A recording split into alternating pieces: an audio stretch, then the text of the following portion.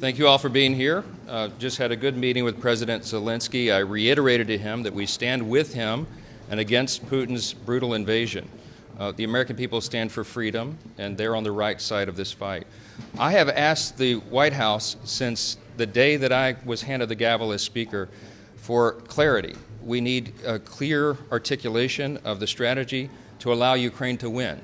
And thus far, their responses have been insufficient. They have not provided us the clarity and the detail that we requested over and over since literally 24 hours after I was handed the gavel as Speaker of the House. And so what the Biden administration seems to be asking for is billions of additional dollars with no appropriate oversight, no clear strategy to win, and none of the answers that I think the American people are owed. I have also made very clear from day one that our first condition on any national security supplemental spending package is about our own national security first. The border is an absolute catastrophe, and this is because of the policies of this White House and this administration. We had 12,000 illegal crossings on one day last week alone, on Wednesday.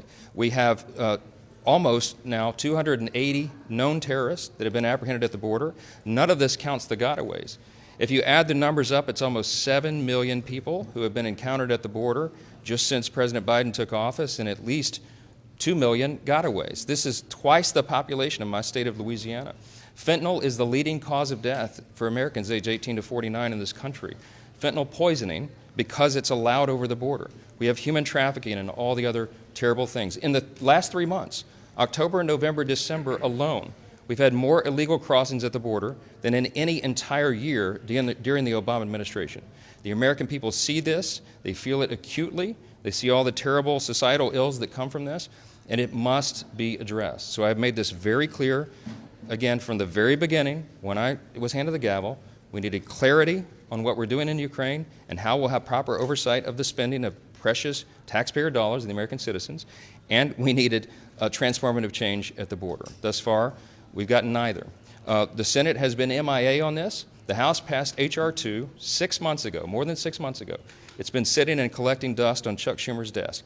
I have told him personally, I've told the National Security Advisor, the Secretary of State, the Secretary of Defense, that these are our conditions because these are the conditions of the American people. And we are resolute on that. It is not the House's issue right now. The issue is with the White House and the Senate. And I implore them to do their job because the time is urgent, and we do want to do the right thing here. With that, Did President Zelenskyy